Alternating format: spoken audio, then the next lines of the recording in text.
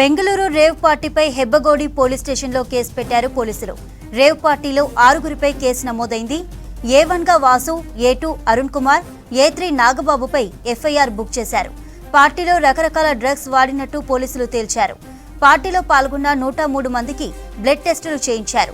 73 మంది పురుషుల్లో 59 మందికి బ్లడ్ రిపోర్ట్ పాజిటివ్ వస్తే 30 మంది యువతుల్లో 27 మందికి పాజిటివ్గా తేలింది. ఇక ఓవరాల్ గా పార్టీలో పాల్గొన్న 103 మందిలో 86 మందికి పాజిటివ్గా వచ్చిందన్నారు పోలీసులు. బ్లడ్ రిపోర్ట్లో పాజిటివ్ వచ్చిన వాళ్ళందరికీ నోటీసులు ఇచ్చి విచారిస్తామన్నారు బెంగళూరు పోలీసులు.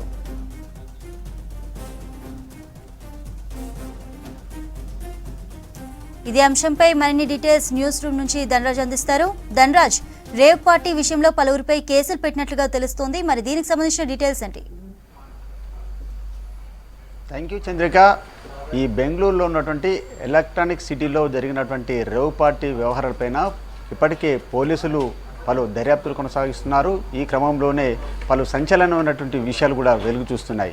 అయితే తెలుగు 2 రాష్ట్రాలకు చెందినటువంటి కొంతమంది సెలబ్రిటీలందరూ కలిసి ఈ ఎలక్ట్రానిక్ సిటీలో ఉన్నటువంటి జిఆర్ ఫామ్ హౌస్లో పెద్ద ఎత్తున రేవ్ పార్టీ జరిగిన ఉదంతం పైన కూడా పలువురు సినీ సెలబ్రిటీలతో పాటుగాను కొంతమంది విఐపీలు కూడా పట్టుబడడం జరిగింది. ఇందులో కొంతమంది రాజకీయ నాయకులకు సంబంధించినటువంటి పేర్లు బయటికి రావడం కూడా పెద్ద ఎత్తున కలకలం రేపింది. అంతేకాకుండా ఈ విషయం అంతా కూడా పెద్ద ఎత్తున ఇటు తెలుగు రాష్ట్రాలలో ఉన్నటువంటి సెలబ్రిటీలకు సంబంధించినటువంటి పేర్లు రావడం, వారంతా కూడా దీనిపైన కూడా వారి వెర్షన్లో కూడా అక్కడ జరిగినటువంటి రేవ్ పార్టీలలో తాము లేమంటూ కూడా వాళ్ళు చెప్పుకోవడం జరిగింది. కానీ ఇప్పుడు చూసినట్టయితే పోలీసులు సిటీ కమిషనర్ అయినటువంటి దయానంద్ ఎవరైతే అక్కడ దొరికినటువంటి వాళ్ళందరినీ కూడా మొత్తం అదుపులోకి తీసుకొని వారికి సంబంధించినటువంటి ఎవరైతే డ్రగ్స్ కన్జ్యూమ్ చేశారనే అనుమానాలు ఉన్నాయో ఆ డ్రగ్ పార్టీలో పాల్గొన్నటువంటి 150 మందిని కూడా అదుపులోకి తీసుకొని వారికి సంబంధించినటువంటి బ్లడ్ శాంపిల్స్ను మొత్తం వారందరినీ కలెక్ట్ చేసుకొని వారి తర్వాత వాళ్ళని పంపించడం జరిగింది. మొత్తం ఈ రిపోర్టు ఆధారంగా చూసినట్టయితే పలువురు పైన కూడా కేసులు కట్టారు. ఇందులో చూసినట్టయితే మొత్తం కేసులలో చూసినట్టయితే కొంతమందికి సంబంధించి పేర్లు రావడం జరిగింది. ఇందులో A1 గాను వాసు పేరు వచ్చింది. ఇతని పేరు మీదనే అక్కడ ఈ బర్త్డే సంబంధించినటువంటి సెలబ్రేషన్స్ కొనసాగాయి. ఆ క్రమంలోనే తెలుగు 2 రాష్ట్రాలకు చెందినటువంటి వీళ్ళంతా అంటే సినీ సెలబ్రిటీలతో పాటుగాను ప్రముఖులంతా కూడా హాజరయ్యారు. ఆయనను A1 వాసుగా పేర్కొన్నారు. అదేవిధంగా అరుణ్ కుమార్ను A2 గాను, A3 గాను నాగబాబును, రణధీర్ను A4 గాను, మహమ్మద్ అబూకర్ను, A6 గోపాల్ రెడ్డి పేర్లను ఇందులో పేర్కొంటూ మిగతా సంబంధించిన A7లో 68 మంది జెంట్స్తో పాటుగాను 30 మంది మహిళలకు సంబంధించి యువతుల పేర్లను కూడా ఇందులో పేర్కోవడం జరిగింది. అంతేకాకుండా అక్కడ సీన్ ఆఫ్ అఫెన్స్లో దొరికినటువంటి ఆధారాలను బట్టి చూసినట్టయితే కూడా MDA క్రిస్టల్తో పాటుగాను వివిధ రకాల అంటే గంజాయి సంబంధించి మొత్తం 6 గ్రాములు, అదేవిధంగా క్రిస్టల్కి సంబంధించినటువంటి 1.116 గ్రామ్స్, అదేవిధంగా MDM 14.40 గ్రామ్స్ సీన్ ఆఫ్ అఫెన్స్లో దొరికినటువంటి ఆధారాలన్నింటినీ కూడా పూర్తిగా పోలీసులు కలెక్ట్ చేసుకోవడం జరిగింది. అయితే ఇప్పటి వరకు ఈ కేసును చూసినట్టయితే ఎలక్ట్రానిక్ సిటీకి సంబంధించినటువంటి ప్రాంతంలో నుంచి హెబ్బగోడి పోలీస్ స్టేషన్లో ఈ కేసు ఉంటే ఈ హెబ్బగోడి పోలీస్ స్టేషన్ నుంచి సెంట్రల్ క్రైమ్ పోలీసులు ఈ కేసును టేకప్ చేయడం జరుగుతూ ఉంది.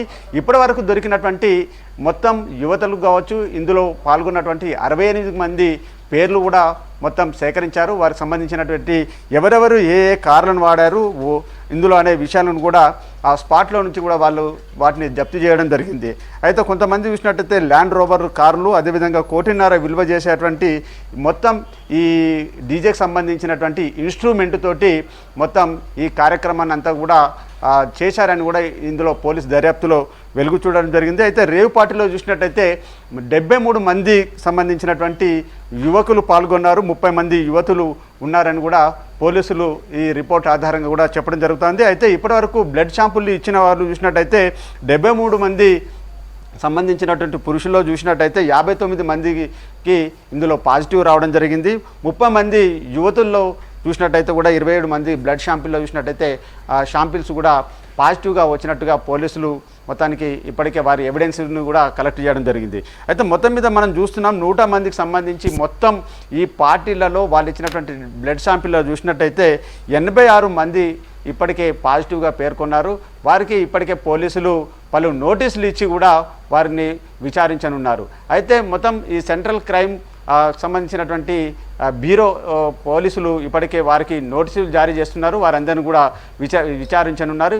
ఈ క్రమంలోనే తెలుగుకు సంబంధించినటువంటి చూసినట్టయితే నటికి సంబంధించినటువంటి హేమ పేరును కూడా ఇందులో ఆమె పేరు కూడా రావడం జరిగింది. ఆమె ఈ పార్టీలో పాల్గొంటూ ఆమె బ్లడ్ శాంపిల్లో కూడా పాజిటివ్ వచ్చినట్టుగా మనకు సమాచారం అందుతుంది.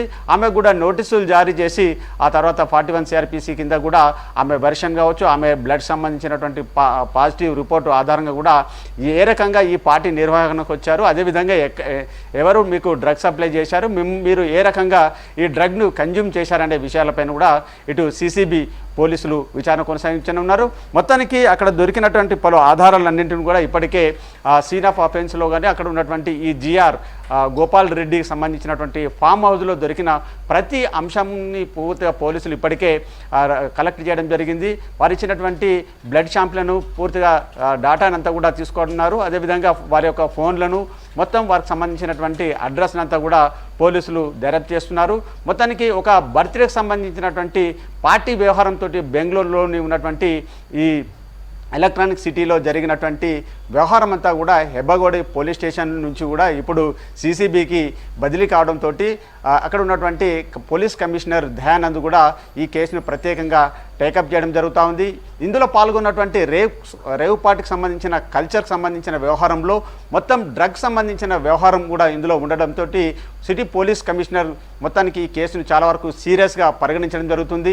ఎంతటి వారినైనా కూడా వదిలిపెట్టేది లేదని కూడా ఇప్పటికే పలువురికి సంబంధించినటువంటి ఏదైతే బ్లడ్ శాంపిల్ను కలెక్ట్ చేసుకొని మొత్తం సీరియల్ వైజ్గా కూడా ఇందులో పాల్గొన్నటువంటి వారిని అందరినీ కూడా మొత్తం వారి బ్లడ్ శాంపిల్తో పాటుగాను వాళ్ళు వాడినటువంటి కార్లను కూడా ఇప్పటికే కలెక్ట్ చేసుకొని ఎఫ్ఐఆర్ నమోదు చేయడము, వారితో పాటుగాను ఇక్కడ ఉన్నటువంటి ఏదైతే లాబొరేటరీకి సంబంధించినటువంటి ఏదైతే ఫోరెన్సిక్స్ పంపినటువంటి రిపోర్టు ఆధారంగా వాళ్ళను 41 CRPC ప్రకారంగా ఒక్కొక్కరికి నోటీసులు జారీ చేస్తున్నారు. ఆ తర్వాత వాళ్ళు ఏ రకంగా డ్రగ్స్ కన్జ్యూమ్ చేశారు, వాసు ఏ విధంగా పార్టీని ఏర్పాటు చేశారు, దానికి సంబంధించినటువంటి ఆర్గనైజర్లు ఏ విధంగా ఉన్నారు, వీళ్ళకి ఎక్కడి నుంచి డ్రగ్స్ సప్లై జరిగింది, అదేవిధంగా ఎవరెవరు ఏ రకంగా కార్లలో రావడం జరిగింది, ప్రత్యేకమైనటువంటి విమానం ద్వారా కూడా ఏ రకంగా ఇక్కడికి చేరుకున్నారు, లోపలికి వచ్చిన తర్వాత పార్టీ నిర్వహణ అంతా కూడా ఏ రకంగా జరిగింది అనే విషయాలపైన కూడా ఇప్పటికే పోలీసుల దర్యాప్తు వేగంగా కొనసాగుతూ ఉంది.